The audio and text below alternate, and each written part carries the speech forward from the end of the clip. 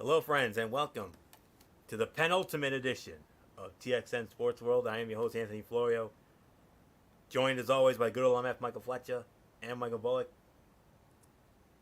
I say penultimate because next week will be our regular season finale of TXN Sports World, and that'll be all about our preview of the college football and NFL seasons. And I'll explain more on that at the end.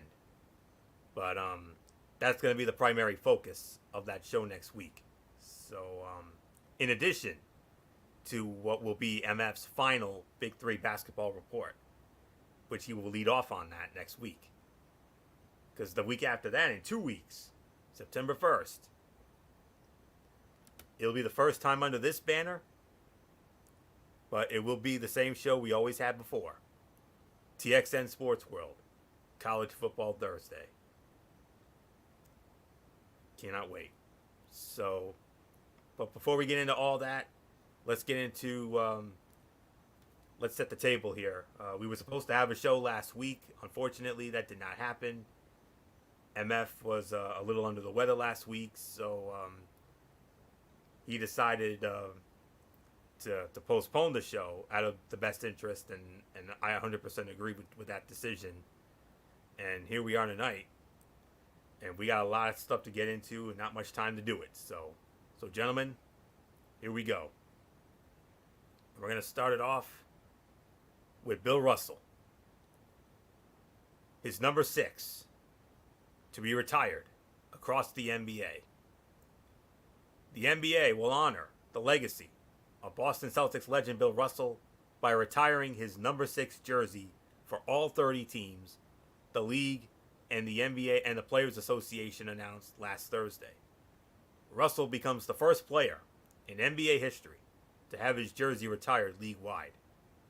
Additionally, all NBA players will wear a commemorative patch on the right shoulder of their jerseys during this upcoming 2022-23 season, and every court will display a shamrock-shaped logo with Russell's number 6 on the sideline near the scorer's table. Commissioner Adam Silver, in a statement, said Bill Russell's unparalleled success on the court and pioneering civil rights activism deserve to be honored in a unique and historic way. Permanently retiring his number 6 across every NBA team ensures that Bill's transcendent career will always be recognized. Starting next season, no NBA team will be allowed to issue number 6 to any player. Players who currently wear number 6, such as the Lakers' LeBron James, may continue to do so. According to Basketball Reference, 25 players, including LeBron, Kristaps Porzingis, Alex Caruso, Montrezl Harrell, and Lou Williams, wore number 6 last season. The league said the Celtics plan to honor Russell. Their plans to honor him will be announced at a later date. Years old, and I don't care, I still hug Mickey Mouse anytime. Sorry about that interruption. All right. Boston is planning a separate and unique recognition for Russell on its uniforms. The NBA previously recognized Russell's contributions when it named the Finals MVP award after him in 2009. Russell, an 11-time NBA champion, died on July 31st at the age of 88. During his 13-year playing career, all with the Celtics, Russell was named NBA MVP 5 times and was an 11-time NBA selection. He was named the Celtics player coach in 1966, becoming the first black head coach in American professional sports, and led Boston to back-to-back titles in 1968 and 1969. Russell remains second all-time in NBA history in rebounds, 21,620, and rebounds a game, 22.5. He is also the leading rebounder in NBA postseason history with 4,104 total boards and almost 25 rebounds a game. The ultimate winner, Russell led the University of San Francisco to consecutive NCAA national championships before making the jump to the NBA and won a gold medal at the 1956 Olympics. Russell was also known for his work in civil rights. He marched with Martin Luther King Jr., stood with Muhammad Ali, and received the Presidential Medal of Freedom from Barack Obama. Having his number retired league-wide puts Russell in an exclusive club. Major League Baseball permanently retired number 42 in 1997 in honor of Jackie Robinson, who broke the big league's color barrier with the understanding that those who were wearing that number could continue to do so.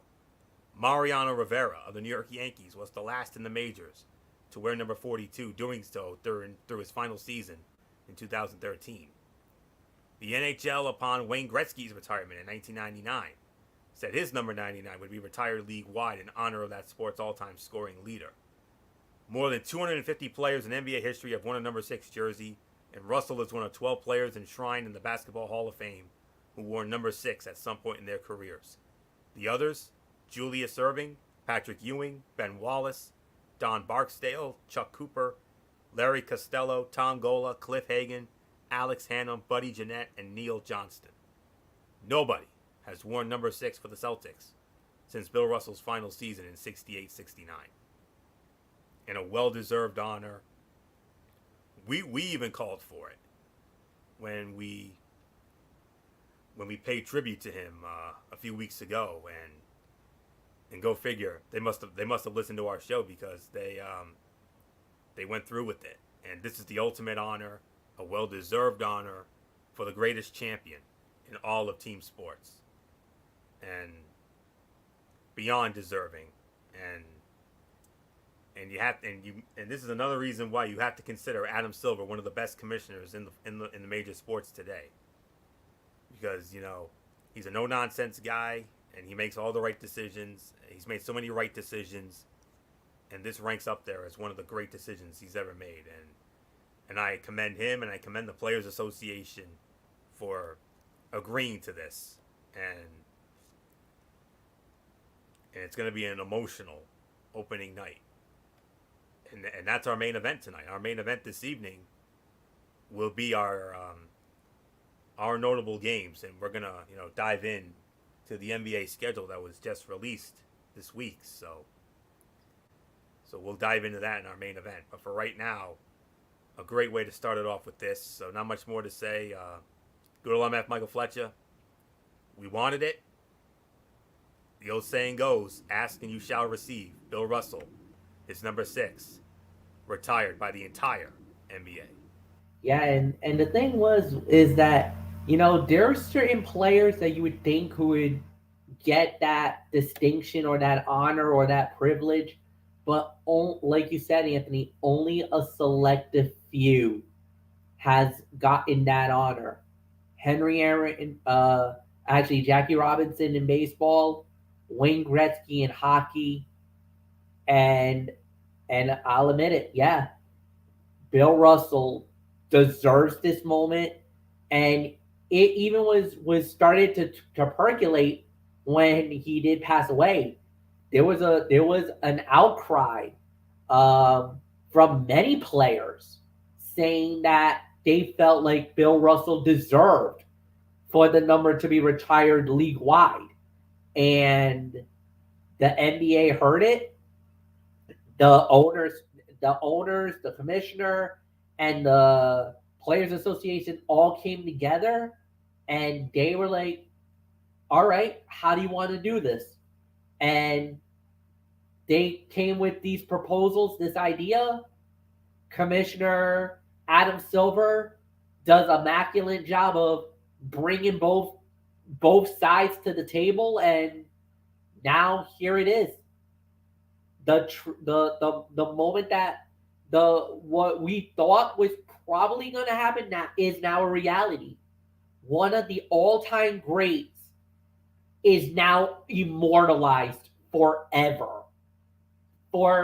That's the thing about the sport. You could have your number retired, and that's one thing. But for the league, the NBA, out of 103 years of existence, for them to do this is a testament to the man, the testament to his accomplishments, not only on the court, but off the court. Like you said, visionary, revolutionary guy, and without a doubt, the most deserving for this honor beyond belief. And like you said, Only 3 has gotten this distinct honor in all major sports. There is no NFL player that's got it yet. There is a lot of talk about maybe Brady getting that if he ever retires, or the day that the good Lord asks him to go to the kingdom. And there's even talk that they want to see the number 12 retired across the league in the NFL. But that's a day that will come up sometime down the line. I know a lot of people were talking about, well, what about for Kobe? Why was his numbers were not retired? It's very, very, very tough to say yes or no on him. There's going to be a debate about Michael Jordan's number, 23. Will that be retired if that ever happens? Will they do it league-wide like they did with Bill Russell? Whatever the case may be, Russell was worthy of this moment, and I commend the NBA, Adam Silver, the Players Association, and the owners for doing this. This man deserved it more than anything else. I think the Celtic fans really were the ones that pushed this wicked hard to get this to happen, because I know Celtic fans are very passionate about Bill Russell. Michael Bullock will emphasize on that in just a moment. The way that it came down and the way that it looked, it was without a doubt, it was worthy. So there was really nothing more to add. So yes, it was truly, truly, truly an honor and truly a great day to hear this news that this was going to happen. It's going to be very interesting to see it.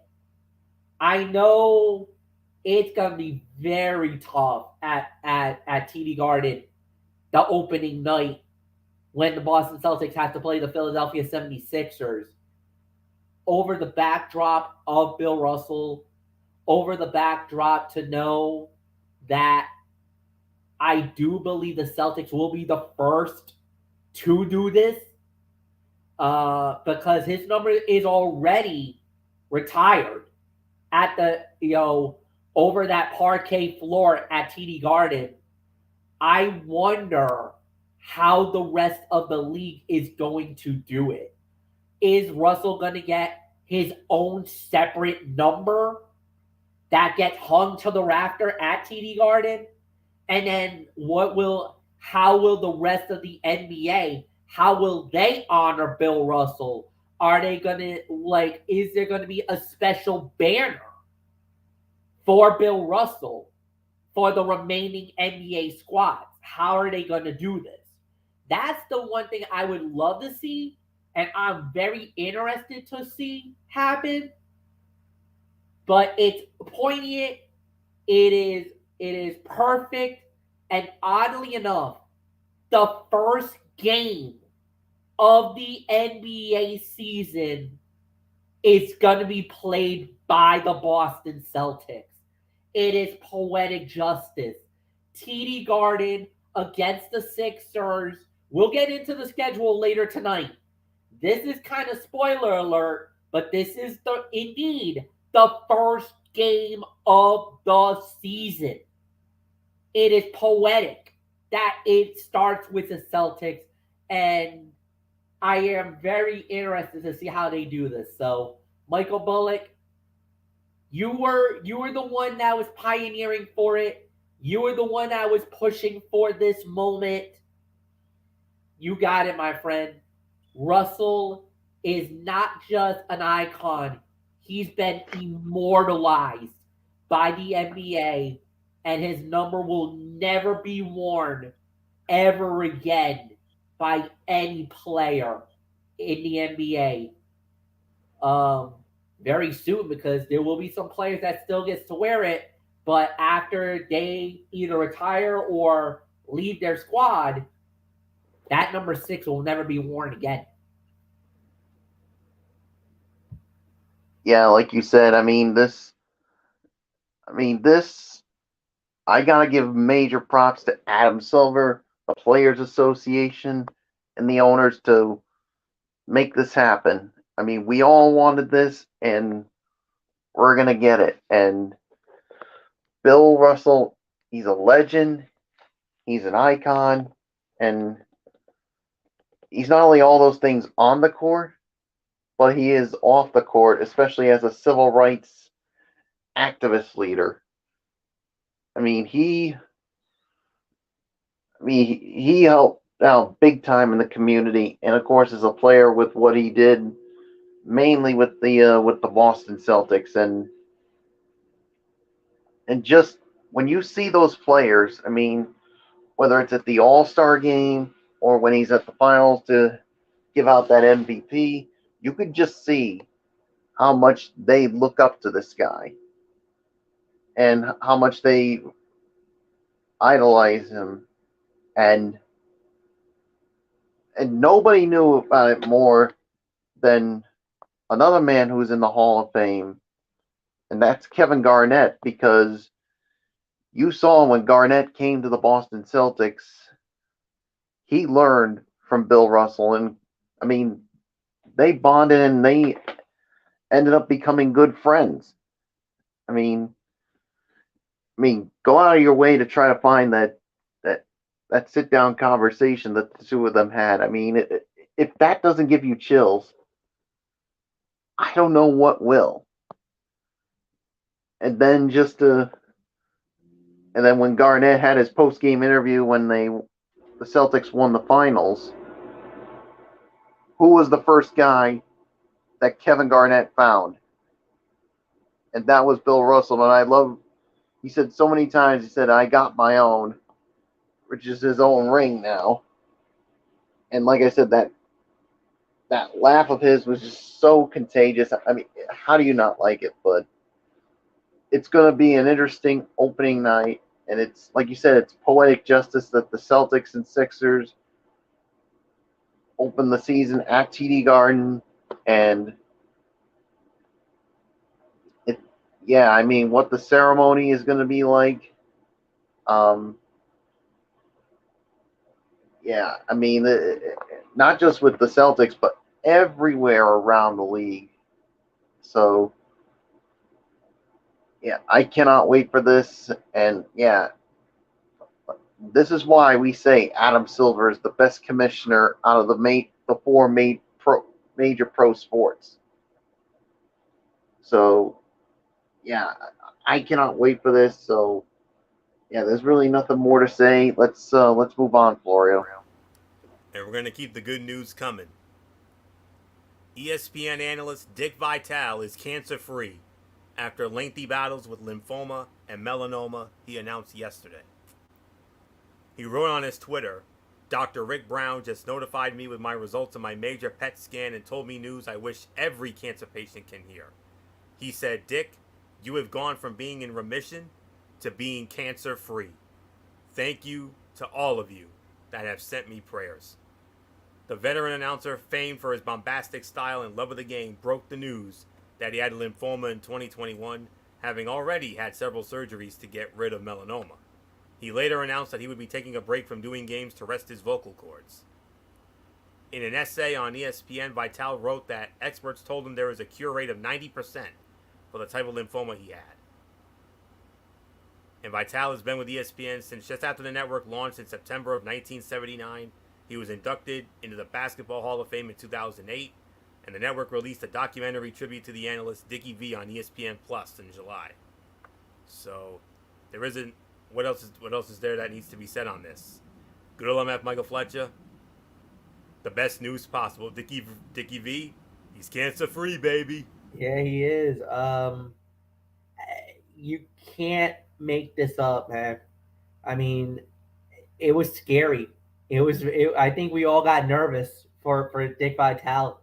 Um, you know, to get that kind of diagnosis, to know at his age and everything else. we were thinking, oh no, please don't tell me we're going to lose Dick Vitale. But, he went through the cancer, he went through everything. He went through the chemo, he went through the radiation, he went through the surgeries, he went through everything. Um, it almost made us really concerned. After we heard that he wasn't going to be doing any more of the college basketball games anymore, you kind of felt like something was missing this past year, especially not without his bombastic voice, without him, you know, the excitement he brings to any game. It didn't matter what game it was, if it was a big Monday, the ACC on Wednesday, there was always something that he always brought to the table that people loved about Dick Vitale. His excitement, from the jams, or how he called some of these young kids diaper dandies. It was one of those type of things that is synonymous with college basketball. It doesn't matter who you are, what sport you're in. Dick Vitale.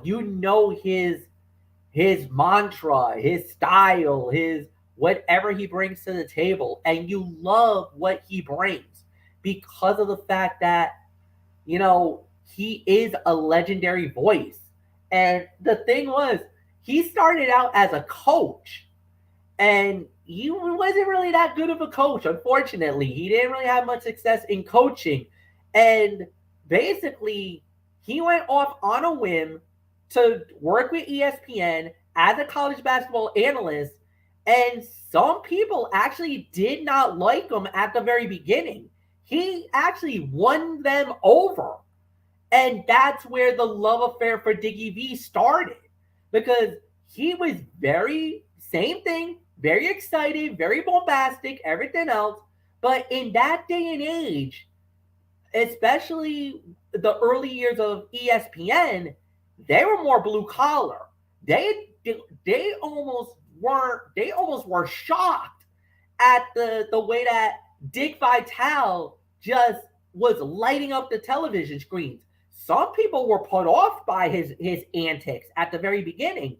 And there was even a point where even Vitale even admitted it. He was afraid he was going to get fired. But the thing was, it started to click. It started to utilize and get better and better and better. I think his best work, literally, and I think there's no debate. Duke versus North Carolina. Whenever he did one of these games, you knew you were in for something special. Him and Mike Patrick working together was a dream team in ESPN. It's a damn shame they never got to work a Final Four. Now, he got to work a Final Four on ESPN radio with Dan Schulman for the last few years. But the thing was, he never got to be on TV working a Final Four game. Because remember, Final Fours were on CBS, and now lately they've been doing them on TBS as part of the Turner package. So Turner and CBS have been flip-flopping. 1 year is on CBS, 1 year TBS has the game. But they never, ever, ever, ever had Dick Vitale doing a Final Four or a national championship game. And for us, that's a travesty. I cannot believe that's never happened. That's almost like Craig Sager, God bless his soul. He finally got to do an NBA game, an NBA Finals, doing sideline reporting for the NBA Finals. And even LeBron James even brought that up, that this was his first game. He uttered a great comment, a great sideline reporter, and you never ever got to work for an NBA Finals game? That's absurd. What the hell were they thinking? That's how I feel right now with these guys, with the television guys. How can you deny us Dick Vitale in the Final Four? How? That makes no sense to me. But we do know that he does work. He has been able to do the Final Four on ESPN Radio, and actually, no, he does it for the Armed Forces Radio with Dan Schulman, and he's been doing the last few Final Fours. Unfortunately, he didn't get to do it this year because, like we said, he stepped away because of to arrest his vocal cords and everything else. But the one lasting image was just a few weeks ago at the ESPYs when he got the Jimmy V award. And it was powerful, it was impactful, it was amazing. You could even openly admit it's probably a top 5 speech of all time. That's how powerful it was. And I'm just in a state of awe over the incredibleness, the greatness, and without a doubt the amazing Dick Vitale. And to know that he is cancer free and that he is doing really well now, I'm very happy. And I cannot wait to see him hopefully come back and do another college basketball game for ESPN to watch him on College Game Day. You're going to see him, especially when he does the bracketology when they're talking about the NCAA tournament. We'll definitely see him there. But of course, obviously, whenever he does any big game, could be ACC, Big 12, SEC, Big East. He has just been that kind of a guy. So I'm so happy that he's doing great. Wish him nothing but the best. And yeah, Michael Bullock, great. It's a great day. Definitely, probably the best news we've had in a long time to hear Dick Vitale cancer free now. Yeah, that is just awesome news to hear that Dick Vitale is cancer free. I mean, I was fearing for this guy. I mean, with the kind of cancer he had, I wasn't quite sure if he was going to survive this, but not only is he surviving it, but he's now cancer free, and that is just, shall we say, that is awesome, baby. I mean, my goodness. I mean,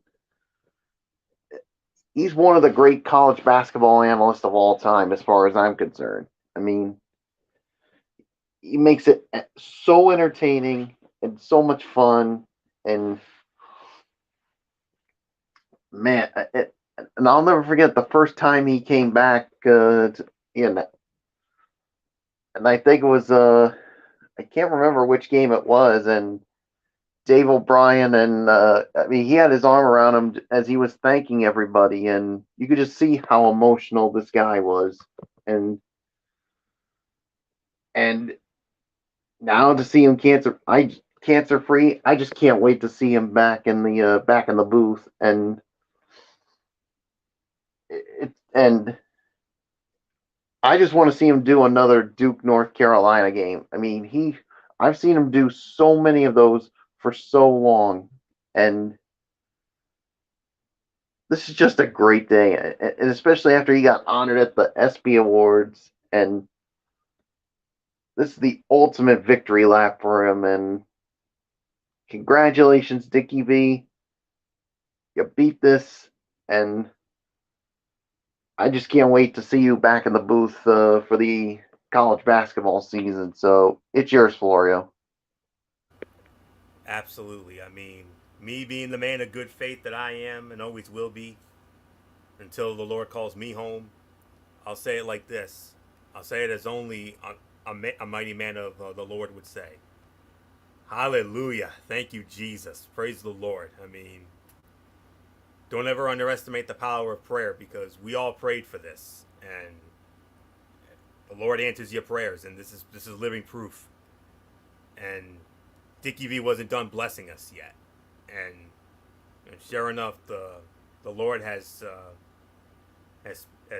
saved his life, and I'm very, very happy about this. I mean, we're all happy about this.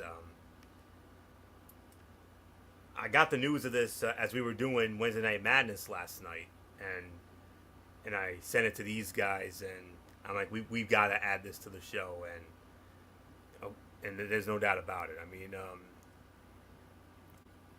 you think of everything he's been through with all this, and with the lymphoma and the melanoma, and the vocal cord the vocal rest, and all that.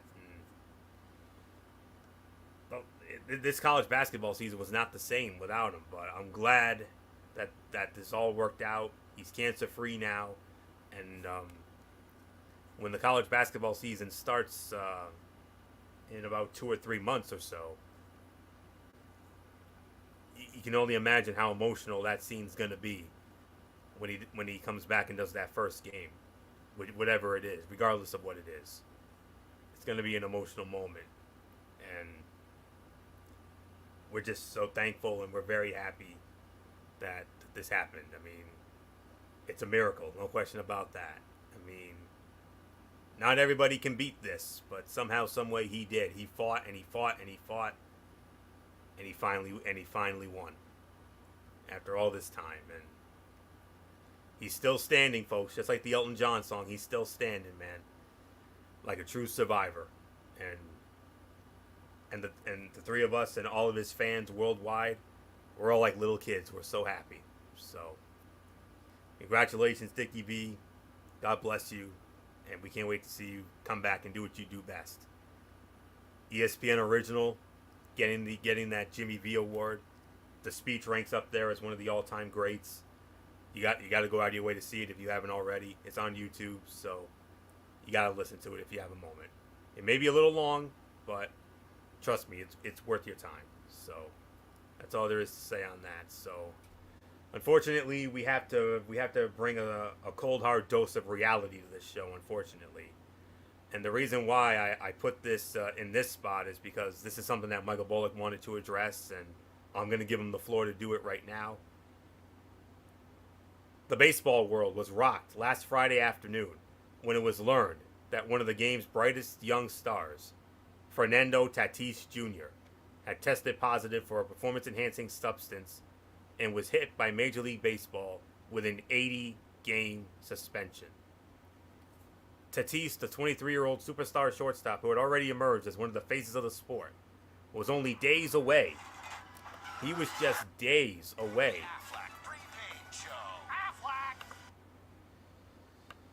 Stupid interruptions. But anywho, he was days away from coming back from the wrist injury that had kept him out all season. His San Diego Padres, on the heels of a blockbuster trade for Juan Soto, were eagerly awaiting his return while in pursuit of a title. Now Tatis' season is over, and the Padres' championship hopes have been greatly diminished. But there is so much more to this. And I'm going to go into a little bit of some detail as the analyst for this. I'm going to have quite a bit to say about this when we get to me. But Michael Bullock, you wanted to address this. I'm giving you the floor. It's all yours. Fernando Tatis. Michael Bullock, I don't know what else there is to say except you wanted the floor. Front and center. Yeah, I mean, when I heard about this, I just couldn't believe it. I mean, this young star was on the verge of coming back from that wrist injury that he suffered in a motorcycle accident. And then we hear that he's been suspended for 80 games because of taking a performance-enhancing substance known as I can't remember what it was, but anywho, and yeah, and you really think? I mean, they said that he took this because he had like something called ringworm. I mean, come on now, guys. I mean, do any of you guys even buy the explanation that he said why he took this? Absolutely not. Absolutely not. Yeah. Fletch?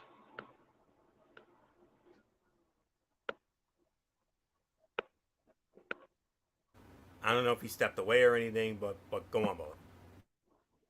Yeah, I mean, I think his explanation of why he took this. I mean, that he took it because he was treating ringworm is, and I'm sorry to do this, Florio, and I know it's your channel, but this is something I have to say is complete and utter bullshit. I mean, you were on the verge of coming back to a team that already has Manny Machado and that just got Juan Soto and Josh Hader. And and they had a chance, and if you came back, you had a chance to possibly contend with the Dodgers, even though the lead in the division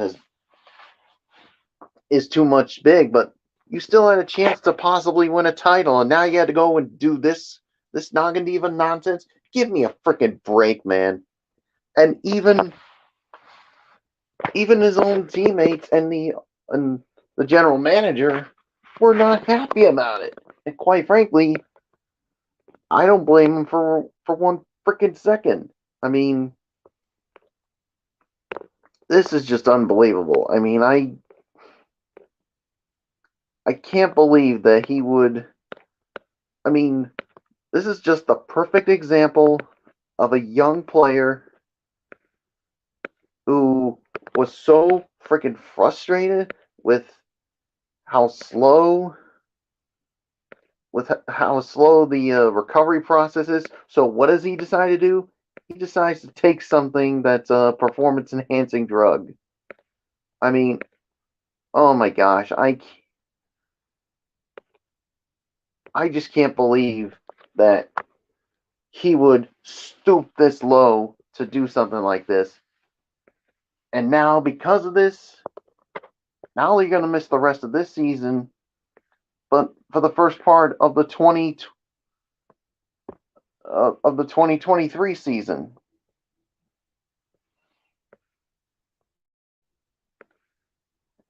Yeah, and this is what Preller said. That's his story. I haven't had a chance to talk to him about it yet, but ultimately that's his explanation. I think the biggest thing is there is a drug policy in place. He failed the drug screen, and ultimately he's suspended and he can't play. That's the biggest thing. It's the player's responsibility to make sure that he's in compliance, and he wasn't. And he also said, it's very disappointing. He's somebody that, from the organization's standpoint, we've invested time and money into. When he's on the field, he's a difference maker. You have to learn from the situations. We were hoping that from the off season to now that there would be some maturity. And obviously, with the news today, it's more of a pattern, and it's something that we got to dig a bit more into. I'm sure he's very disappointed, but at the end of the day, it's one thing to say it, and you've got to start showing by your actions. That is some strong words from the president of the team, and even his teammates weren't even happy too, including Mike Clevenger. This is what he said: very disappointed. The second time we've been disappointed with him. You hope he grows up and learns from this, and learns it's about more than just him. Yeah, and obviously in this case, Fernando Tatis Jr. put himself above the team. And when you do this, you are the total definition of a nog and a diva. And it's a damn shame with such a bright young star like him. Yeah, way to go, Fernando Tatis Jr. You made your bed, now you gotta go lie in it. You no good piece of you know what. I mean, yeah, way to go. You probably cost your team maybe a chance to maybe contend for a world title. I hope you enjoy that. This just freaking angers me. So I'm done. I'm finished with this. Fernando Tatis Jr., you can go screw yourself. It's yours, Florio. All right. So with that, I'm going to. I'm not going to go on a rant like Bullock. I gave Bullock his. I accommodated to Bullock. So what I'm gonna do is I'm gonna take the professional road on this and tell you what does this mean for the team. I mean, think about this. What does this mean for Tatis himself? His suspension began last week. Will last through the rest of this regular season. How long it extends into 2023 will hinge on how deep the Padres get into the playoffs, should they get there. Tatis is also not expected to be eligible to represent the Dominican Republic in next year's World Baseball Classic. He's going to lose close to $3 million in salary with the suspension. One of the most captivating stars in the game, but over the course of his first 4 seasons, he would have played in only 273 of a possible 546 regular season games. Missed the last 7 weeks of 2019 because of a stress reaction in his lower back.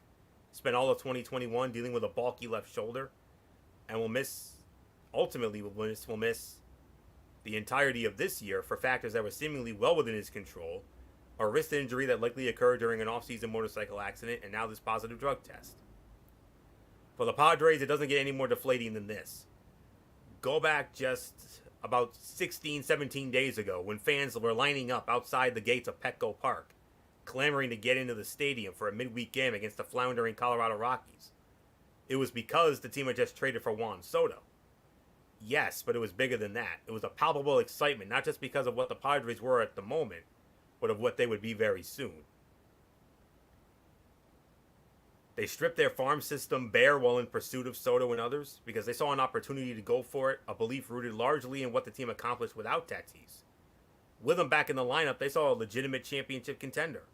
And with the additions of Soto, Josh Bell, Brandon Drury, and Josh Hader, they saw a team that could compete with the Yankees, Dodgers, Mets, and Astros, and any of the behemoths in the sport right now. They're still going to be good, of course. They're still considered likely to make the playoffs, with Ha-Seong Kim continuing to provide stellar defense at short and Trent Grisham continuing to be a mainstay in center field, but it's not going to be the same. Major missed opportunity, and this is not a franchise that can absorb many of these. And what does this mean for the game of baseball? It's a black mark for the game. Anytime one of its star players gets busted for alleged cheating, an aspect of this that Tatis denies, BS. Tatis' suspension is up there with prior ones for Alex Rodriguez, Robinson Cano, Miguel Tejada, Manny Ramirez, and Ryan Braun. He's that big a star. He means that much to the sport. He embodies the type of athlete Major League Baseball wants to market. Bilingual, good-looking, charismatic, flashy, supremely talented. Now Tatis, listen to me. You must live with the stigma of this for the rest of your career, the extent of which is impossible to determine at the moment.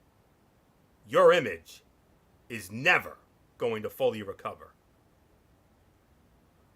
Yes, you're a much bigger star, standing as the only player in Major League history with 80 homers and 50 stolen bases within the first 300 games of his career. Now the third player in the expansion era since 1961 to finish within the top 3 in MVP voting and then miss the entire following season, according to ESPN Stats and Information Research. The others were Moises Alou, who missed the 99 season because of a torn ACL, and Sandy Koufax, who retired after winning a Cy Young Award in 1966. So, I don't know what else there is to say that hasn't been said already. I mean, it's like what Dusty said, after Hogan turned in the NWO and all that. Career of a lifetime, cut short, right down the drain, kid. I hope you love it. So, that's just my thought on it. So, and his legacy is going to be tarnished now. Forever tarnished. Forever tarnished. You didn't choose the path of the winner. No. You, young man, you chose the path of the loser. And you know why you chose the path of the loser? Because you, like so many losers out there nowadays, I want you to remember this, Tatis, if you're listening, but you're probably not. But if you were, I want you to remember this one thing before I give it to MF, and that is, remember this. Losers have no heart, and you have no damn heart. So I'm done. MF, go.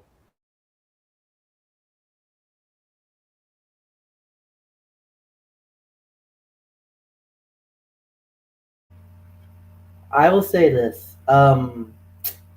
The emotions are still very raw. I think we all can agree with that. Um, Fernando Tatis was a huge name, a big name in Major League Baseball. One of the rising stars, one that I think a lot of people were starting to appreciate and respect, and was becoming a big name. And when that happened, um, there's no doubt in my mind. A lot of people were very angry.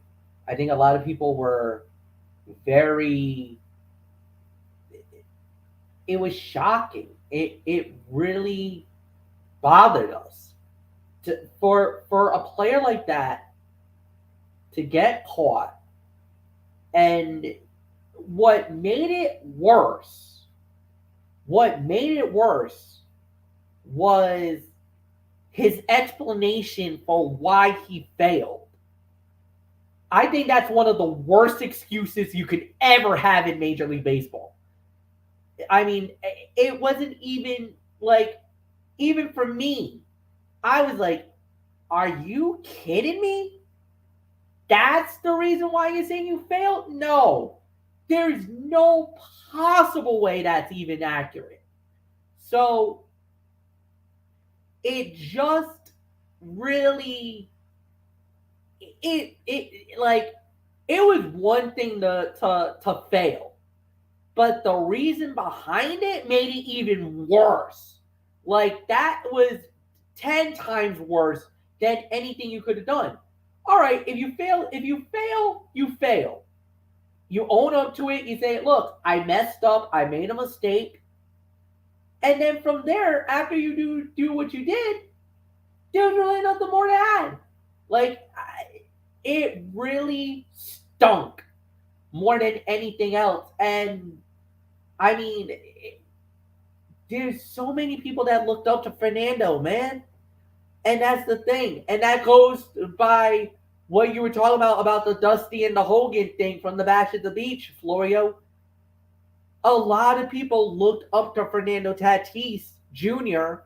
as one of those rising stars, great ball player, really respectable, really classy guy. And now it's almost like he literally, in one found swoop, has become one of the biggest villains in Major League Baseball. Like, it's shocking of a fall from grace. And like, even now, you're seeing the repercussions.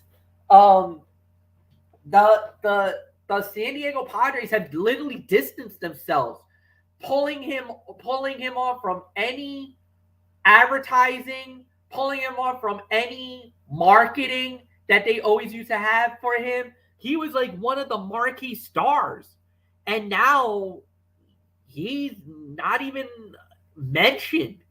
He's literally been blackballed by his own team, for heaven's sakes. Like, that's how bad this is. It's not just an image thing, but now you got to start to wonder, is he ever going to play again in the game? Because of, normally when something like this happens, the player never ever is the same ever again.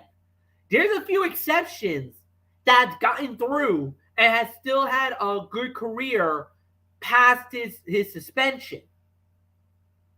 Brian Braun is one of those rare cases where he came back despite all the stuff that happened and still was able to play at a high level. But the questions are going to be lingering for the rest of his career. So, you guys pretty much touched on it. I think the key word here is disappointment more than anything else. As baseball guys, as guys who does the game, and we've done a number of big games. We do All-Star Game, we do playoffs, we do World Series. It really bothered us that this happened. And it really affected us in such a way that it's almost like it's a sucker punch. We got punched in the gut, guys. And it never, like, did it ever dawn on us that this was going to happen? No. Like, we were literally blindsided by this news. We're like, wait a minute. What? He was on the DL. He was about to come back. And now he's gone for the remainder of the season for PEDs? What the heck happened? How did this happen? So it's one of those things, guys. I don't know what to even say. I mean, it's Anthony, it's yours, man. It's yours. Go ahead, Yeah, and the thing is, September 7th was supposed to be Fernando Tatis bobblehead night. They pulled that. Yeah, now they're honoring Juan Soto. They're doing, I think, like a T-shirt giveaway or something like that. It was supposed to be a bobblehead night for Fernando Tatis. They've already pulled it, and they said that they're going to do like a Juan Soto thing for him. I think like a shirt of Juan Soto or a jersey of Juan Soto. So yeah, I mean, Yeah, that's the perfect example that they're distancing themselves from him. And the problem is, and the other problem, the contract that the Padres gave him. yeah, I mean, it's a monster unfortunately, contract. that's their problem. He's losing $3 million out of this. But it's not just that, but the suspension also crosses over for next season. Remember, it's an 80-game suspension. May 2023. So now all of a sudden, they're on the hook for how many more years? And how many millions? You can't get out of that. Lots of years, lots of zeros. Yeah. So I think it's 12 years left in that contract. So basically, you can't trade that contract. Who on earth is going to want to take that contract? Nobody. And you can't release them. No. You're literally going to have to buy out that contract. But the thing is, with that type of a deal, you're literally going to have to eat the bullet on this one. If you're the Padres, I don't know what you're going to do. You can't straight up release him because of the fact that you still owe him that certain amount of money. So you're kind of stuck in a situation here. And the other thing is that even if you try to trade him, what team is going to take him? I know for a fact that, if you're looking at a contract like that, the first teams you're looking at are the Yankees, the Red Sox, the Dodgers. But the thing is, do they want that kind of a headache? Do they want all that? Do they want all that baggage? Because that's the problem that's going to run in this. Now, if he never had any of these issues and everything else, then obviously these guys would clamor over themselves to try to get Fernando Tatis Jr. Obviously, the one team that I think would have gone after him, and I'm going to say it right now, would have been the New York Yankees. Because, I'm sorry, Judge is out the door. Aaron Judge is not going to re-sign with New York. I don't care what any Yankee fan says. Judge is gone at the end of this year. World Series championship or not. Number 2. World Series championship. But the thing is, it really comes down to, like I said, it's the economics. And you even said it, guys. Who's going to want to take that contract? Hang on one second. I'm going to try to find. I don't think anybody's going to want to. Well, hold on. I'm trying to find the contract and see how much he's got left because I really want to know. I'm looking. Yeah, I know Floyd's going there too. I know him and I are both on the chase now. All right, here we go. I think it is 12 because he signed it in 2021. He signed a 14-year, $340 million deal in 2021. So. Yeah, so you're looking at now. At least 12 more years. I think Bullock had it right. Yup, here it is. Yeah, actually, Bullock, here. Transactions. All right, I got it. So, let's see. Where do we stand? Transactions. Yeah, all right, here it goes. So once he started, now you were talking about, here we go. So this year, he was only going to make $5.7 million because this is 2022. Next year, $7.7 million. After that, listen to these numbers. 2024, 11.7. 2025, 20.7.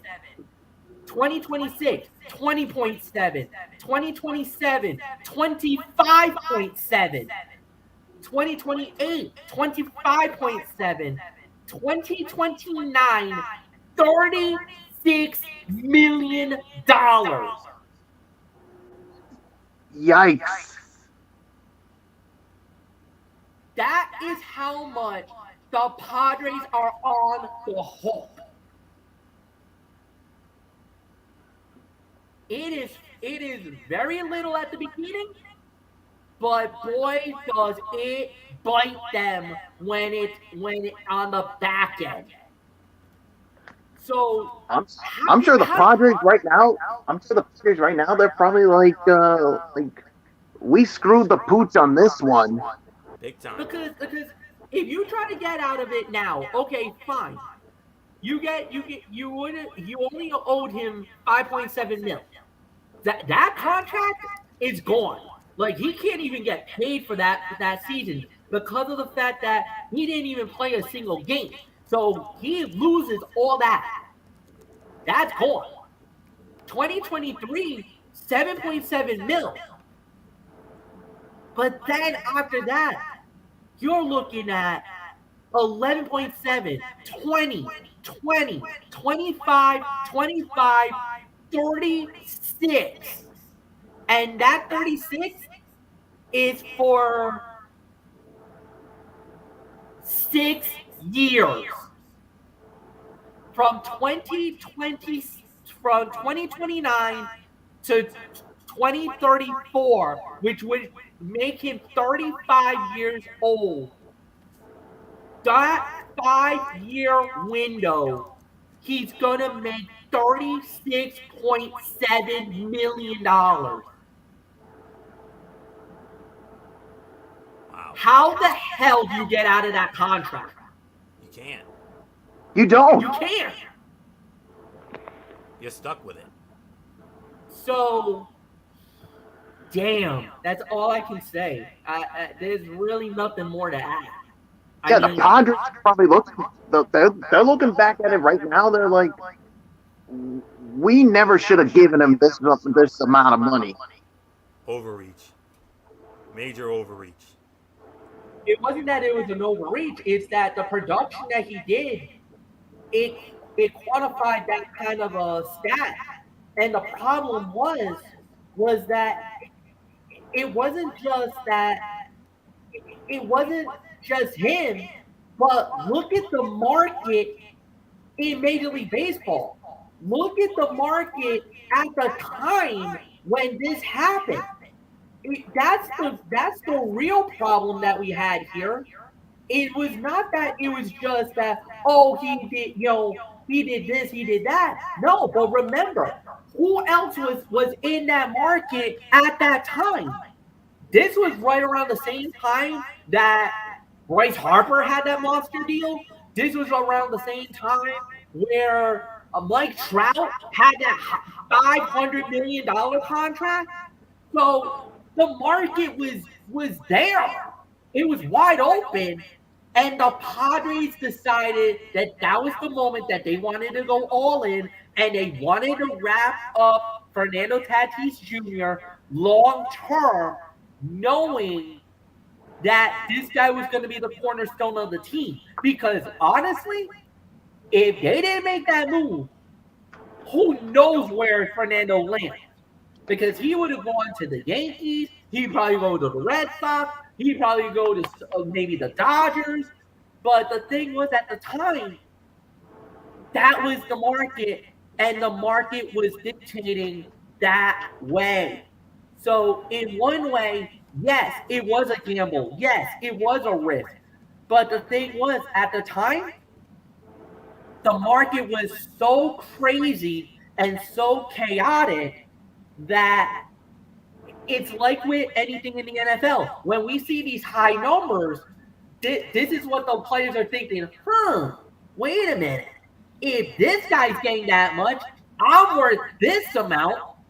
So let me try to see who I could get to try to make the opportunity at that.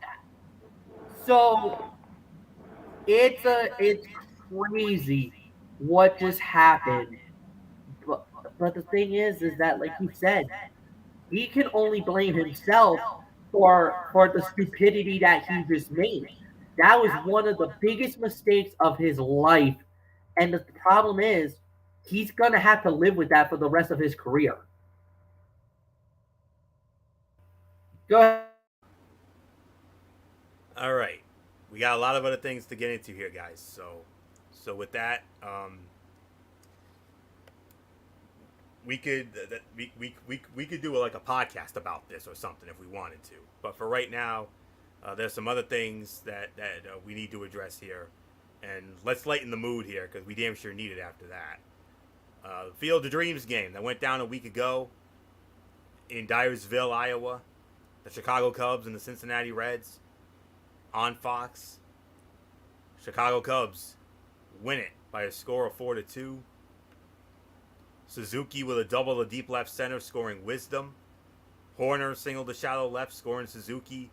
Happ double to center, scoring Horner. 3-0 Cubs after the first.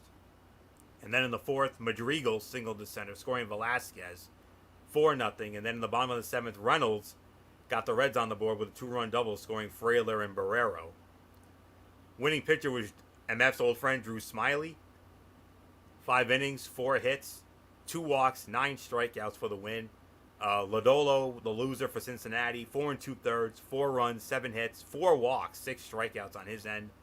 Wick picks up the save, going that 1 inning, the 9th inning, with 2 strikeouts, and the Chicago Cubs winning the Field of Dreams game by a final score of 4-2. And yeah, so obviously not as exciting as last year's game with the Yankees and the White Sox with that walk-off home run by Tim Anderson, but still, it was a beautiful sight to see, especially that beautiful moment at the start of the game, before the game, with the Griffeys coming out, Ken Griffey Sr. and Jr., playing a game of catch. I mean, which is one of the great father-son traditions of all time, and if that didn't pull at your heartstrings, I don't know what in the hell will. And that was that set the tone for what ended up being a beautiful night. Maybe not the most exciting of games, but I'm hopeful that this will be a yearly tradition. They will keep this going. The spectacle of it all is absolutely beautiful, and MF and I, we get a kick out of this game. We had a lot of fun last year. We had fun this year. Don't get us wrong, but last year, just had that 5-star Shakespearean drama feel. So Cubs win 4-2. So great sight, no doubt about it. So MF, the Joe Buck to my Tim McCarver, that's our all-time duo when it comes to our baseball, and Maybe not as exciting as last year, but you still got to admit, just being there was still an honor and a privilege. Oh yeah, absolutely. Every time that we can do a game like this, it's truly a blessing, and it was a lot of fun. Just being there, it felt amazing just to look at the field, get the get that magical moment, and it was an incredible night. Great baseball. Yeah, the Cubs looks like they were going to run it out early and basically light the game up, and then here comes Cincinnati making a late charge, but they just couldn't get those extra runs that they needed it to get. It did end up being a very solid game. It wasn't as great as a year ago, but it was still solid for nonetheless. It was an incredible game. I enjoyed it, and yeah, right now there hasn't been any rumor about a game next year. Unfortunately, as of right now, we have been told that there might not be a Field of Dreams game next year. I hope that Major League Baseball reconsiders that decision, because that has become one of the stapled games in baseball. But I know there's a lot going on that baseball is worrying about. There is a World Baseball Classic coming up before the start of the season, so I know they got that going on. And then, of course, not too long from now, in about a week or so, there's actually another big event that goes down, the Little League Classic in Williamsport, the Baltimore Orioles versus the Boston Red Sox. So we got that game coming up very soon, and that's going to become it's a Sunday night game. So that's going to be very interesting to watch, to say the very least. So yeah, there's really nothing more to say. Michael Bullock, it's yours.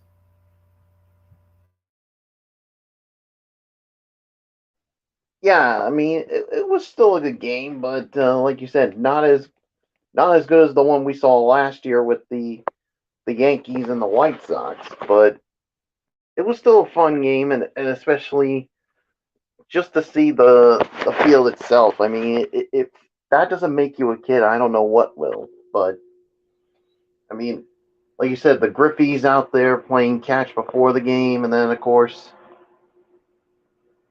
the players coming out of the cornfield, and the broadcasters wearing the old school stuff for the Field of Dreams, and Yeah, even me and Floyo dressed up in that garb.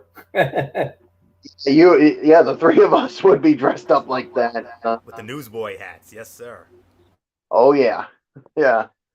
Although I mean, I did hear there wasn't going to be one next year, but it's not, because I heard that there was some kind of construction going on that's going to go on during that time. Yeah, that's what I also heard as well. Yeah.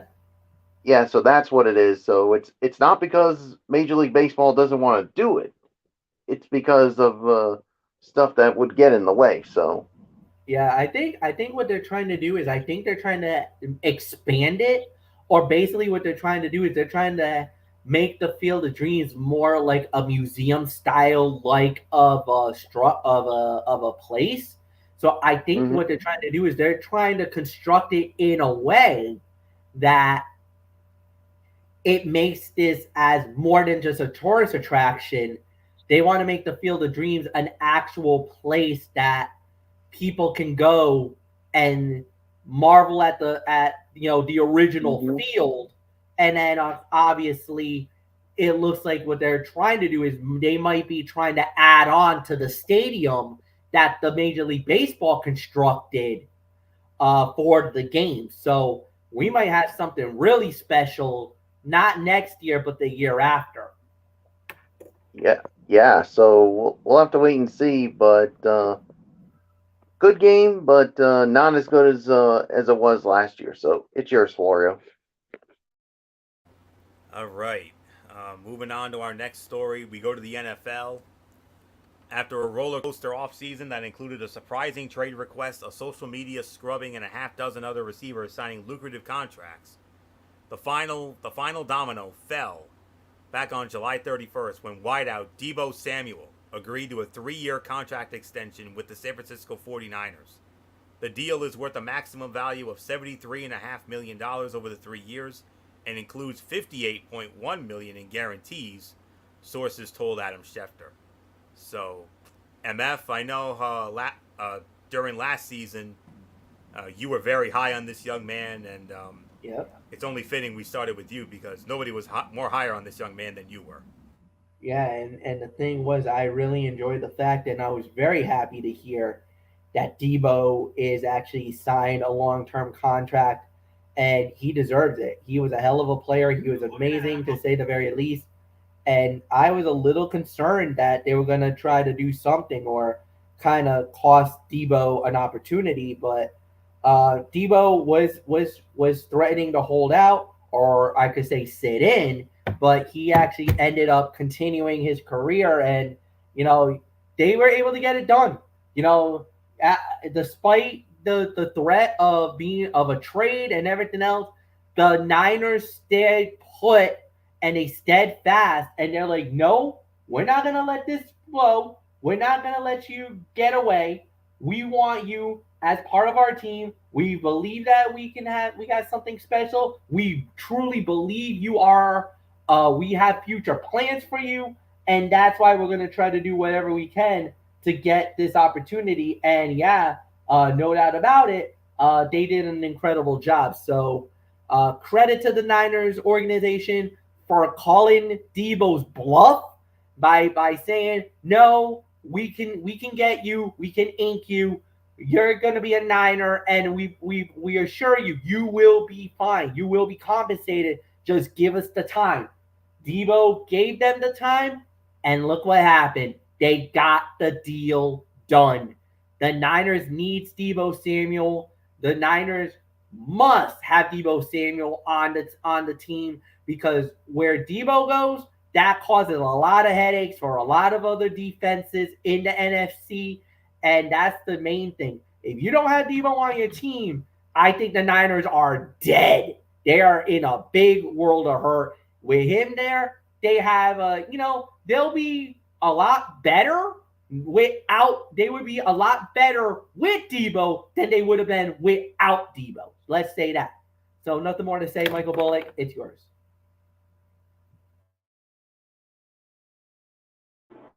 Yeah, I'm glad the 49ers got this done because he's too important of a player for that team, and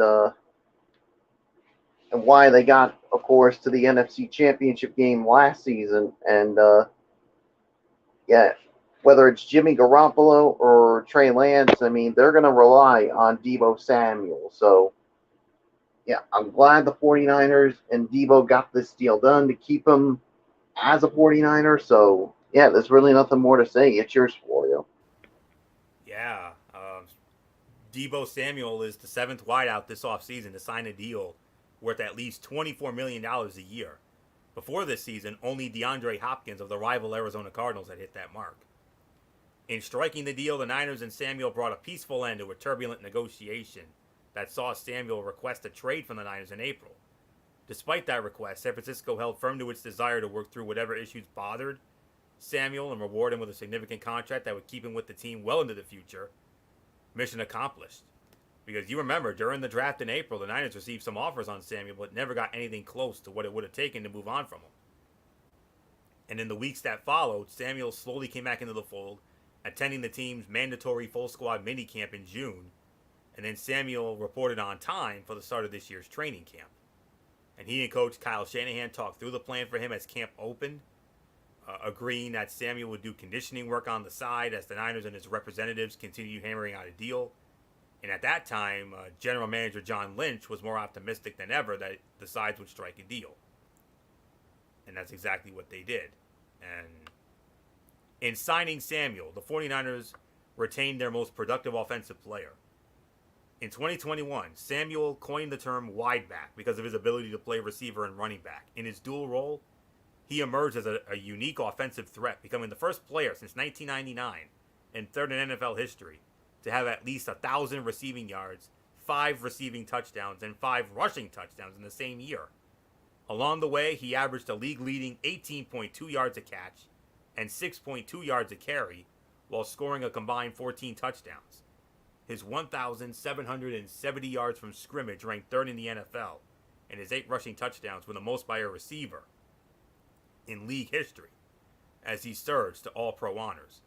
In 3 NFL seasons, Samuel has 167 catches for 2,598 yards and 10 receiving touchdowns, to go with 550 rushing yards and 11 touchdowns on the ground.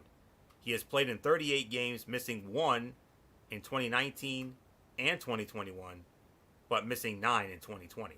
So, a great move for the Niners indeed, and that's really all we can say on that. I mean, we all know that he was the most dynamic player on that team last year, and I'm glad everything worked out for him, and that's pretty much all there is to it. So with that, let's get into our next story here. These next couple of stories actually are going to be from the NHL, and we're going to start it first with Michael Bullock's team, the Boston Bruins. The Bruins are getting the gang back together, signing captain Patrice Bergeron and center David Krejci, both members of their 2011 Stanley Cup championship team, to one-year deals back on August 8th. Almost 3 months after he left the ice without any certainty that he would return, Bergeron signed a one-year deal with the Bruins. A few hours later, the team announced that Krejci, who played last season in his native Czechia, will also be back for next season. Bergeron got a $2.5 million deal with up to $2.5 million in incentives, and Krejci gets $1 million with the potential for $2 million more. Bergeron, fourth on the original 6 franchise's all-time scoring list with 982 points, and Krejci is ninth with 730. Michael Bullock, I know this has got to make you very happy, considering these two men, the heart and soul of your Boston Bruins, and you got both of them coming back for at least one more year. Yeah, and like you said, I mean, I didn't know if Bergeron would even be coming back, especially after the whole thing with Bruce Cassidy, but the heart and soul of this team is coming back for another season. And now you got David Krejci coming back too, so I think it could help this team. How far it gets them, should they even make the playoffs, it remains to be seen. But yeah, I mean, Patrice Bergeron, I mean, and Krejci were part of that Stanley Cup winning team in 2011, and of course went to another one in 2013, and of course also went to one in during the 2019 season. So yeah, I mean, it's good to have them back. Whether it'll help them, especially if they do make the playoffs this upcoming season, we'll wait and see. So it's yours, Florio. Yeah, these two men, along with Zdeno Chara, these 3 men were the heart and soul of the Boston Bruins, and I can only think of what was going through Bullock's mind, and I know Bullock was very pleased about this. And the Bruins also, on top of those signings, they also announced a one-year deal for forward Pavel Zacha with a cap hit of $3.5 million. He scored 15 goals and 21 assists for New Jersey last year, and Boston acquired him in the offseason in a trade for Eric Haula. Bergeron and Krejci led the Bruins to the 2011 Stanley Cup and 2 other trips to the finals in 13 and 19, like Bullock just mentioned. Boston was eliminated in the first round of this year's Stanley Cup playoffs by the Carolina Hurricanes on May 14th, and then fired their coach Bruce Cassidy 3 weeks later. Jim Montgomery was hired to replace Cassidy, and the new coach said at his introductory news conference that Bergeron, the 5-time Selke Trophy winner, as the top defensive forward, was his first call. And team CEO Charlie Jacobs said Bergeron, who was unsigned and contemplating retirement, was expected to return. He simply said, "So fingers crossed." It worked. Bergeron has 400 goals and 582 assists in 18 seasons, all with the Boston Bruins, who selected him in the second round of the 2003 draft. Since then, he has established himself as the league's dominant two-way forward and one of the most respected players in the game. When he does leave, the Bruins are expected to retire his number. 28 years old, and I don't care. I still hug Mickey Mouse anytime. Yeah. When he does leave, the Bruins are expected to retire his number 37, making him the 12th player so honored. He is a likely first ballot inductee to the Hockey Hall of Fame as soon as he is eligible. Now that won't be until at least 2026. David Krejci, 215 goals, 515 assists in 15 years in the NHL, also all with Boston. Led the Bruins in scoring during their Stanley Cup title run in 2011 with 12 goals and 11 assists in 25 playoff games. Playing for HC Olomouc in his homeland last season, he led the team with 20 goals, 26 assists, and 46 points in 51 games. Bergeron, third in Bruins history, playing 1,216 games, fourth in goals, assists, and points, and his second all-time for the Bruins with 47 playoff goals and 123 points. 11 straight years as a Selke finalist, including this year, the longest streak of top 3 finishes for an NHL award, breaking Wayne Gretzky's record of 10 in a row as an MVP finalist. Of course, Gretzky won the Hart 9 times. And Bergeron played this past season without a future contract for the first time in his career, scoring 25 goals with 40 assists and helping the Bruins reach the playoffs for the 14th time in his 18th seasons. And unfortunately, they lost to the Hurricanes in 7 games in the first round. Bergeron was the last player off the ice in Carolina, leading his teammates to the handshake line and giving each of them a hug. He said he hadn't decided about his future. Bergeron, Krejci, and Brad Marchand are the only players left from the 2011 Stanley Cup team. Longtime captain Zdeno Chara left as a free agent in 2020, and goalie Tuukka Rask abandoned his comeback from hip surgery in the middle of this past season. And the Bruins have David Pastrnak on offense, Charlie McAvoy on defense, and Jeremy Swayman in net. Hampus Lindholm was acquired midseason to shore up the defense, and Marchand, still one of the league's most dangerous scorers at the age of 34. And losing Bergeron would have meant the end of the most successful era in the team's history since the Big Bad Bruins of Hall of Famers Bobby Orr, Phil Esposito, Jerry Cheevers, and John Buchik. So, I'm glad this worked out. I mean, they are the heart and soul of this team, and so that's all there is to say on that. So MF, Doc, Bergeron, Krejci, at least for one more year, the heart and soul of the Bruins are staying put. Yeah, definitely a great great announcement, and they needed it. So, no, I mean, to get these 2 guys back for at least one more year, great news for them. And yeah, there's really nothing more to add. I think Bullock and you pretty much summed it up. So, Floyd, what's yours? And we stay in the NHL, and MF, we're going to talk about our team, the New York Rangers, an extension of our own. A member, one of the 1/3 of the great of the line that won the hearts of not just Ranger Nation but also the hearts of the NHL, the Kid line, and how much fun we had talking about them during our Ranger roundups during playoff time. The New York Rangers agreed to terms with forward Cabo Caco on a 2-year contract worth $4.2 million. The deal with the number 2 pick in the 2019 draft carries an annual salary cap hit of $2.1 million. General Manager Chris Drury announced the agreement back on July 28th. Kako played in 43 games last season, recording 7 goals and 11 assists with a +9 rating. Also had 2 goals and 3 assists in 19 games during the Rangers' unexpected run to the Eastern Conference Finals. Kako has skated in 157 career NHL games, putting up 26 goals and 32 assists. His best season was his rookie year in 2019 and 20, when he had 10 goals and 13 assists in 66 games.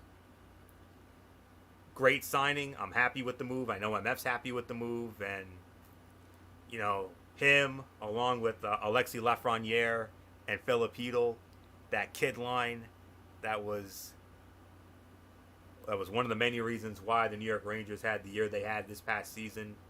You know, making it all the way to the conference finals. Got MF and I so excited. It was the most excited we've been for a Ranger team in probably 7 years. And the future is definitely looking bright for our team. And I got a feeling that within the next few years, I believe in my heart of hearts, this team can finally get over the hump and finally bring the cup back home to the Garden for the first time since one of the 2 most emotionally charged cup final wins of all time. That being in '94. The other, of course, 01 with Raymond Bourque and the Avs. But But nonetheless, I'm very happy about this move, and that's all there is to say on that. So, MF, we got Cabo Caco coming back, the kid line. We all remember how much fun we had with the kid line during our Ranger roundups, and Cabo Caco at least is going to be around for a bit. And Yeah. your thoughts about that? Him, Lafreniere, and And Heedle. Filipino. Yeah. Oh, That- boy, dude, future's looking good. lock these three kids up for that kind of time. You got to sell the nucleus for years to come. The New York Rangers will become a legitimate threat year in and year out, and it's gonna continue to be that kind of the team. So yeah, no doubt about it. This was a great signing. It needed to happen. I'm very happy it did happen, and there's really nothing more to add. I mean, like you said, with Cabo Caco, he needed that type of a move. So for us, we were excited when we heard the news. And now here we are, and we're about to witness an incredible, incredible run. So there's really nothing more to add here. So Michael Bullock, it's yours, my friend. Quick thought.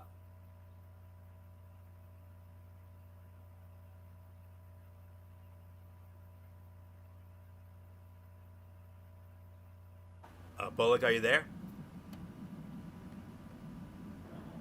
Yeah, I'm here. Okay. Cabo Caco staying with the Rangers. Yeah, I think this is a good move for the Rangers, and yeah, I mean, with what he did for them, and yeah, I mean, this could definitely help them in the future, and yeah, so there's really nothing more to say. You guys pretty much touched on it, so it's yours. Yep, we got two more orders of business here. MF, come on in, front and center. We got very exciting times coming up in the Big Three. The regular season concluded this past Sunday. We had the semifinals, so set the table for all of that, and let us know who's going to be battling it out for, what is it, the Dr. J Julius Erving Big Three trophy? You got it right, Florio. It is the Dr. J Julius Erving Big Three trophy, and we started it out with three big games. These were all down in Frisco, Texas, and we started it off with the trilogy knocking off killer threes, 50-28. Then Power cement their place in the playoffs by knocking off the Aliens 51-45, and then in the third game it was Tri-State over the three-headed monsters, and that final score was 50-38. That led us to the Final Four.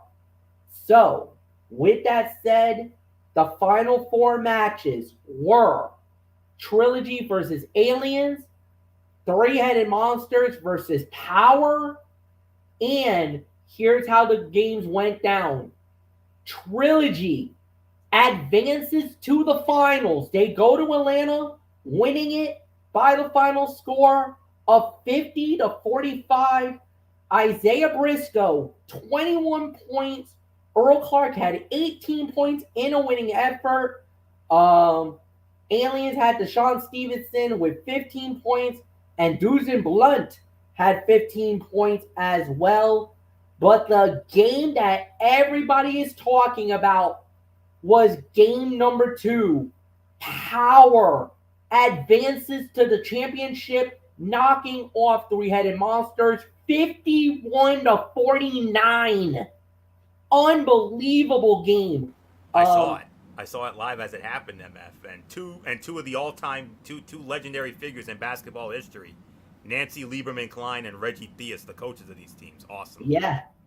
And it was, and on that night, it was the Glenn Rice Jr. show.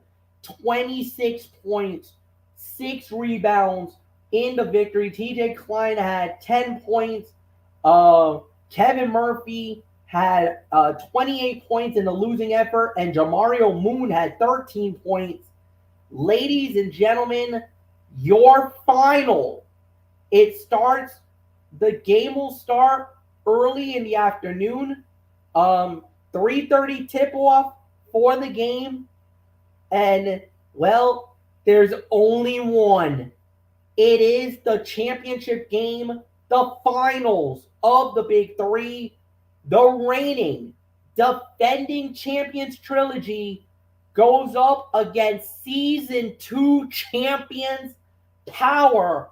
Power is looking to get the title for the second time in their team's history. If Trilogy wins it, it's back to back and 3 out of 4. A dynasty could be in the works if Trilogy wins the title on Sunday afternoon. The game will be from the State Farm Arena in Atlanta, Georgia. And to let you guys know, if you guys want to see the game, it's going to be on the mothership, CBS. So, and you can also stream it on Paramount Plus. So, Anthony, there you go, my friend. The finals is now set. Yes, indeed. Trilogy against Power. Trilogy, the number 1 seed. Power, the number 3 seed. And I'll tell you what, it's going to be a great. If it's anything like what we saw in those 2 games, especially that second game, it's going to be something else. And wow. And I understand the All-Star game's going down as well, right, MF? The All-Star game will be going down the week after. And as a matter of fact, Anthony, I actually got some breaking news. The rosters for the All-Star game has been announced. So just a quick thought, and this is just going to be a quick thing. And the game will be hosted, or the first All-Star game, part of the Big Three biggest weekend with the Monster Celebrity Game as well. This will actually be going down. It's going down Sunday, MF. Going down Sunday, yeah. So the game will start at 3:30, and this will happen before the championship game. There you go. So, and here are the teams for that game. We got 2 teams. Team Doc and Team Ice. Representing Team Doc, obviously the head coach, Dr. J, Julius Irving. And his team will be Michael Beasley, representing Three's Company. Nice. Deshaun Stevenson, representing Alien. Gerald Green, representing Bivouac. Mario Chalmers, representing Three's Company. Mm-hmm. Mike Taylor, representing Ghost Ballers. And Deucin Blunt, representing Alien. Team Ice, head coach by George Gervin. His team is Kevin Murphy from the Three-Headed Monsters, Isaiah Austin from the Enemy, Jason Richardson from Tri-State, Jody Meeks from the Ballhawks, Dante Green from the Killer Threes, and Jeremy Pargo representing the Triplets. Wow. So there you go. So that's the story, and MF next week as part of our season finale of TXN, our regular season finale of TXN Sports World. You'll have a recap of both the All-Star game and the championship game. So Yes, sir. yeah, can't wait to hear it. So, although I'll actually be tuning in. So, all right. So we have one last order of business this evening, and that is the NBA schedule for next season has come out. And what else is there to say except it will start. All right, now let me set the table before I start it off with Michael Bullock, because Bullock will be leading off on this. The NBA released its complete game schedule and also their broadcast schedules for TNT, ESPN, ABC, NBA TV, and ESPN Radio for the 2022-23 regular season. The 77th NBA regular season, which comprises 82 games a team, will tip off on Tuesday night, October 18th and will conclude on Sunday, April 9th of 2023. The 2023 NBA Play-In Tournament will take place from Tuesday, April 11th through Friday, April 14th, followed by the start of the 2023 NBA Playoffs presented by Google Pixel on Saturday, April 15th. Game 1 of the NBA Finals, presented by YouTube TV, is scheduled to be played on Thursday, June 1st. Next, the 2022-23 NBA regular season will tip off on Tuesday, October 18th with a doubleheader on TNT as the Philadelphia 76ers visit Michael Bullock's reigning, defending, undisputed Eastern Conference champion Boston Celtics and the reigning, defending, undisputed NBA champion Golden State Warriors will receive their championship rings before hosting the Los Angeles Lakers. The first 4 days of it will feature 8 national television games as part of Kia NBA Tip-Off 2022, with TNT and ESPN airing 2 doubleheaders each. Those games will showcase 12 different teams, 3 rematches from last year's NBA playoffs, and rosters that currently include 15 All-Star selections from last year, and 7 recipients of the Kia NBA Most Valuable Player Award. We already talked about the 18th. ESPN will tip off its 21st straight year of NBA coverage the following night, Wednesday, October 19th, with their own doubleheader, which begins with the Memphis Grizzlies hosting the New York Knicks, and the second game will be a rematch of last year's second-round Western Conference Series with the Dallas Mavericks visiting the Phoenix Suns. Thursday, October 20th, TNT will present its second doubleheader of opening week as the Philadelphia 76ers host the Milwaukee Bucks. And the Battle of Los Angeles, the Los Angeles Lakers and the Los Angeles Clippers. ESPN will have another doubleheader Friday, October 21st. It'll have a rematch of the Eastern Conference Finals, the Boston Celtics against the Miami Heat in Miami, and the Denver Nuggets facing off against the Golden State Warriors in San Francisco. Also, a conference finals rematch. That's the rematch of the Western Conference Finals. NBA TV, they will tip off their live game coverage on Saturday, October 22nd with, yes, of course, a doubleheader as the San Antonio Spurs visit the Philadelphia 76ers and the Dallas Mavericks host the Memphis Grizzlies. And the national TV schedule for the first week will conclude on Sunday, October 23rd when the Phoenix Suns visit the Los Angeles Clippers on NBA TV. And Christmas Day. 5 games, of course, will be played on Christmas Day for the 15th year in a row, with ESPN or ABC televising each matchup. The 75th edition of the NBA on Christmas Day will tip off on ESPN as the New York Knicks will host the Philadelphia 76ers at noon in Madison Square Garden. Next 3 games will air on both ESPN and ABC simulcasts, with the Los Angeles Lakers visiting the Dallas Mavericks at 2:30, Michael Bullock's Boston Celtics hosting the Milwaukee Bucks in a rematch of their second round playoff series at 5 p.m. And for the first time ever, the Memphis Grizzlies are going to be playing on Christmas Day. They'll make their Christmas Day debut when they visit the champion Golden State Warriors in a second round playoff series rematch of their own at 8 o'clock. And then at 10:30, the Christmas Day schedule concludes with the Denver Nuggets hosting the Phoenix Suns. Martin Luther King Day, TNT will present a doubleheader as part of Martin Luther King Jr. Day on Monday, January 16th.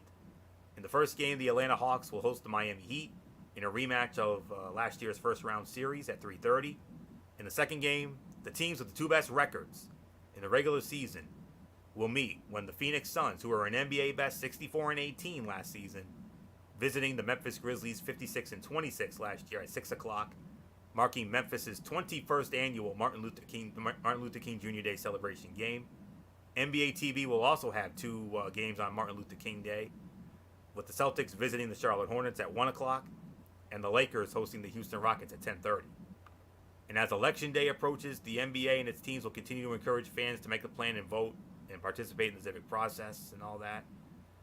There's also going to be a Rivals Week, classic and budding rivalries, a new highlight of the regular season schedule during the week of January 23rd. Listen to this, guys. Rivals Week will feature 11 nationally televised games across 4 networks over 5 days, from Tuesday, January 24th through Saturday, January 28th. Rivalries will be the focus of all 9 games across TNT, ESPN, and ABC that week, in addition to 2 games on NBA TV. Rivals Week will showcase a triple header on ABC on Saturday, January 28th, concluding with the greatest rivalry in NBA history, guys. The Los Angeles Lakers visiting the Boston Celtics, as the two teams that share the record for most NBA titles at 17 and have met in the NBA Finals 12 times, the most, renew their rivalry in TD Garden in Boston at 8:30 that night. Earlier in the day on ABC, two-time reigning Kia NBA MVP Nikola Jokic will lead the Denver Nuggets against back-to-back runner-up for MVP and NBA scoring leader Joel Embiid and the Philadelphia 76ers at 3 p.m., followed by an inter-city matchup between the New York Knicks and the Brooklyn Nets at the Barclays Center at 5:30. You can check NBA.com for the complete game and broadcast schedule for Rivals Week, which will include 4 rematches from last year's playoffs.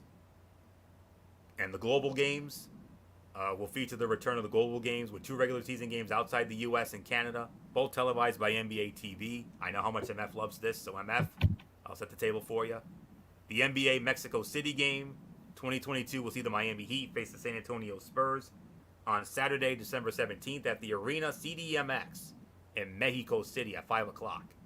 And the NBA Paris game, and I think MF mentioned this, maybe during our behind-the-scenes chat, will feature a matchup between the Chicago Bulls and the Detroit Pistons on Thursday, January 19th at the Accor Arena in Paris, 3 p.m. Eastern. And Michael Bullock, I haven't forgotten the rematches of the NBA Finals. The Warriors and Celtics will meet for the first time since the NBA Finals on Saturday, December 10th in San Francisco on ABC, 8:30. And it will mark the season premiere of NBA Saturday Primetime on ABC, the first of 7 regular season games on Saturday nights at 8:30 on ABC. And the other rematch in Boston will be on Thursday night, January 19th on TNT at 7:30. And all 30 teams will play on the final day of the regular season, Sunday, April 9th. 7 games between Eastern Conference teams and the 1 interconference game, Houston and Washington, will begin at 1 o'clock. And the 7 games between Western Conference teams will start at 3:30. ESPN will televise a doubleheader, with the matchups obviously to be determined at a later date. So, hopefully you got all that. And, I mean, all 30 teams will be making at least 1 appearance on TNT or ESPN. TNT will have 18 Tuesday doubleheaders, 13 Thursday doubleheaders, with each Thursday doubleheader taking place in January or later, except for the one during opening week. ESPN's going to have 21 Wednesday doubleheaders and 13 Friday doubleheaders. ABC will have 15 regular season games across Saturday nights and Sunday afternoons, excluding Christmas Day. NBA TV will televise more than 100 live games during the regular season. 2023 NBA Finals presented by YouTube TV and the Western Conference Finals will be exclusive to ABC and ESPN, and TNT will have the Eastern Conference Finals. And the All-Star Game, which will be played on Sunday night, February 19th in Salt Lake City, Utah. ESPN Radio broadcasting 25 games in the regular season, including the Lakers and the Warriors on opening night, Bucks, Celtics, and Grizzlies Warriors on Christmas Day, and Heat Hawks on MLK Day. We'll also provide coverage from the NBA All-Star and Finals. And, of course, one last order, and that is NBA League Pass. You know how to do that. So, we all know what that is. So, and NBA games and the regular season will feature 45 games that will air in primetime in Europe, the Middle East, and Africa as part of NBA Saturdays and NBA Sundays presented by NBA 2K23. And NBA games and programming are available in 214 countries and territories in more than 50 languages. That's something. Yeah. So not much more to say. Michael Bullock, come on in. It all starts on Tuesday, October 18th. No better way to start it off than with your Eastern Conference champion Boston Celtics in the TD Garden as they host the Philadelphia 76ers, and then the champion Warriors hosting the Lakers. So, NBA schedule, you heard all the numbers and the schematics. How do you follow that? Yeah, I mean, there's definitely a lot of good games on the schedule this year. Obviously, I mean, of course, opening night, of course, with the Sixers and the Celtics, and then of course the Lakers and the Warriors. That's definitely going to be a good one here. And of course, our favorite tradition when it comes to the NBA, and that's of course on Christmas Day with their when they have, well, obviously, of course, with, and of course, tip off week, of course, when it comes to that, of course, you got the Bucks and the Sixers on, of course, Thursday, October 20th, and how about October 21st? Got the much anticipated Eastern Conference Finals rematch between the Celtics and the Miami Heat, and of course, yeah, I mean, they're going to meet three times, of course, during the regular season, and of course, the annual tradition of Christmas Day, of course, with the Sixers and the Knicks on ESPN, and then it's a triple header on ABC and ESPN, starting off with the Lakers and the Mavericks, and then of course the Bucks and the Celtics at 5 o'clock, and then the Grizzlies and the Warriors at 8, and then you wrap up your Christmas day with the Phoenix Suns and the Denver Nuggets, and then of course MLK Day, of course, with the Celtics and the Hornets. Then of course you got the Heat and the Hawks, and of course the Suns and the Grizzlies, and then the Rockets and the Lakers. So yeah, I mean, and of course that finals rematch with the Celtics and the Warriors, of course, on December 10th, and that's going to be on ABC that night. And then of course they'll meet in at the TD Garden so later on. So that's definitely going to be a fun season. I'll definitely say that. So there's nothing more to say. So I think I toss it back to you. Yes, yes, you do, Bullock. Yeah. Remember I mentioned about the rivals? There's going to be 11 games, nationally televised games across 4 networks over 5 days, from Tuesday, January 24th through Saturday, January 28th. Tuesday, January 24th, the Boston Celtics against the Miami Heat, and the Clippers against the Lakers. Those games will be on TNT. Wednesday, January 25th on ESPN, the Brooklyn Nets against the Philadelphia 76ers, and the Memphis Grizzlies against the Golden State Warriors. Thursday, January 26th, the Chicago Bulls against the Charlotte Hornets, and the Dallas Mavericks against the Phoenix Suns on TNT.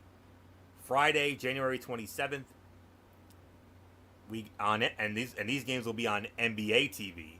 The Memphis Grizzlies against the Minnesota Timberwolves, and then a rematch of the 2019 NBA Finals with the Toronto Raptors and the Golden State Warriors, and then the triple header on Saturday, January 28th. 3 p.m. the Denver Nuggets and the Philadelphia 76ers, 5:30 the New York Knicks and the Brooklyn Nets, and you can't think of a better way to culminate this rivalry with the greatest rivalry in NBA history, the Los Angeles Lakers and the Boston Celtics at the TD Garden, 8:30 on January 28th. All those games on ABC, triple headers. So that's going to be a lot of fun with that rivals concept. Opening night, always a great night. The Warriors getting their championship rings. I know, and of course, the traditional raising of the banner, which is something that MF and I always get misty-eyed over, regardless of what sport it is and whether it's our team or not. And then, of course, the Celtics will be raising the Eastern Conference banner, I'm sure, into the hallowed halls and rafters of the TD Garden, and of course that first night without Bill Russell. I mean, it's going to be an emotional night when we get to that. Christmas always fun, obviously,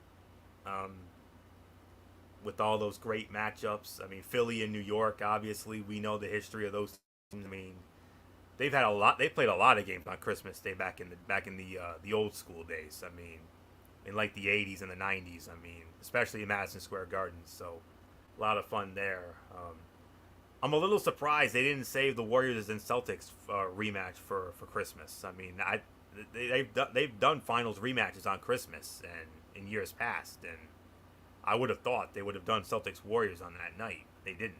So December 10th on the Saturday night will be the first game in San Francisco, and then Thursday, January 19th, at the TD Garden in Boston on TNT. So that's where you can find the final rematches, Warrior and Celtic fans.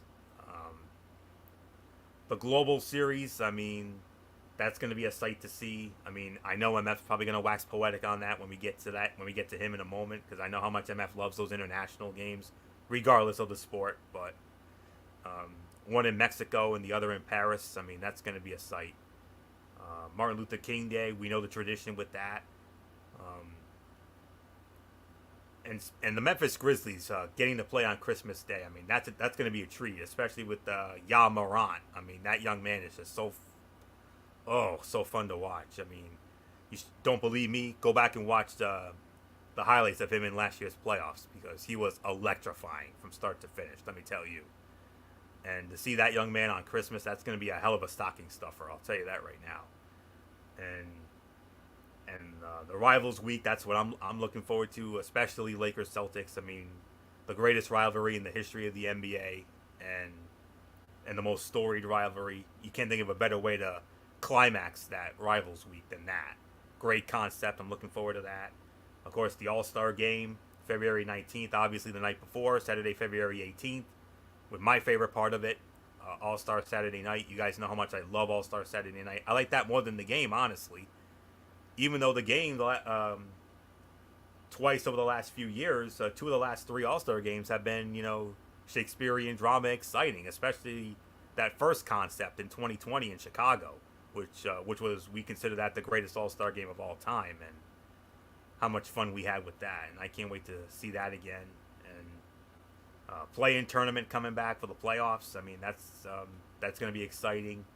And the playoffs starting on tax day next year. So how about that? So yeah, you'll be getting your money's worth and then some on that.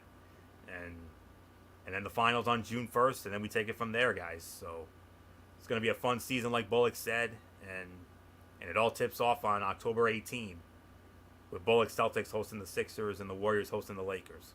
Great way to start it off. Great way to jump it off. So not much more to say on that. So MF, take it home. You've heard everything that there is about the schedule. So take it home. I think you pretty much summed it up. It's pretty much all the matchups that we were all excited for. I think we're gonna have a lot of fun with it. Yes, the just going out of the United States to see those 2 games. The fan bases are thriving, and I do believe these will be sellouts. They love the NBA. Anytime that the games are outside the United States, it's a different feel. It's a different culture, especially the Mexico game. To get the Spurs and the Heat, I think it's the game this year. I mean, that's gonna be insane in Mexico City. The Miami Heat is well loved in Mexico. The Spurs are well loved. Popovich and is always a great thing to have. That's a great matchup to have. And then for the fans in Paris, this is the first time I ever remember they go into Paris. Traditionally, they used to go to London at the O2 Arena. But for them to go to Paris, I think this is first time they're going to Paris to do this game. And to get the Chicago Bulls and the Detroit Pistons, I mean, that's a rivalry back in the day. Everybody remembers Jordan, Pippen, and them against the bad boy Pistons. It's not what it used to be, but it still has a little something there. So that's going to be a lot of excitement. And yeah, all the other matches, you guys have been waxed poetic, so there's really nothing more to add. So Anthony, it's yours. All right, and with that will put the bow on this penultimate edition of TXN Sports World. We want to thank you all so very much for tuning in, as always. We'll be back with you tomorrow night, 11 p.m., immediately following AEW Rampage. This time we'll be reconvening over on MF's channel, Racefan 95, for another edition of the Cerebral Smack Talk, as we will review Friday Night SmackDown and AEW Rampage. And then Monday night, we do it all again, Ridiculously Raw, right back here on the Tone 25, as we will have our review of Monday Night Raw. And, of course, my Tony's Take, my traditional Tony's Take returns with my Tony's Take on Impact Wrestling and NXT Level Up. Wednesday, 10 p.m., I'm sure. It will be Wednesday Night Madness, NXT 2.0, AEW Dynamite as always. And then right back here next week, 1 week from tonight, the regular season finale of TXN Sports World. MF will have his final Big 3 basketball report, as he will recap the Big 3 All-Star Game and the Big 3 Championship game between Trilogy and Power. And then from there, it'll be all about our previews of both the college football and NFL seasons. And then obviously Cerebral Smack Talk after that. But when it comes to this program, next week, our regular season finale. And then in 2 weeks, on September 1st, the premiere of TXN Sports World College Football Thursday. And you already know how we do that. We give our predictions for all the top 25 games of each regular season week in chronological order, obviously. And I cannot wait to get into that. That'll be on Thursday. That'll be in 2 weeks on September 1st. And then on Saturday night, September 10th, it'll be the premiere of TXN Sports World NFL Saturday. And we do the same thing, only we do all the NFL games of the week. And that's and we'll also have a recap of that opening game between my Buffalo Bills and the Super Bowl champion Los Angeles Rams.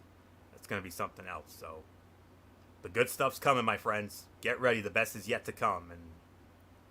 And we pretty much almost jumped that next week. So that's it. So until tomorrow night for the Cerebral Smack Talk over on MF's channel, Raceway 95, Anthony Florio here for Michael Bullock, and in spirit, good old MF Michael Fletcher, and the First Lady Dee Dee Woodson. You know the routine, everybody. Thumbs up. Talk to you later. Yeah, throw it up Fortune 4 style. Bye for now, my friends. God bless. Be good to each other. Have a blessed Friday. And until tomorrow night for the Cerebral Smack Talk, you've been watching the penultimate edition of TXN Sports World right here on the Tone 25 on YouTube and StreamYard.com. For everybody who has been a part of this one, for now, Anthony Florio, so long, and bye, everybody, bye.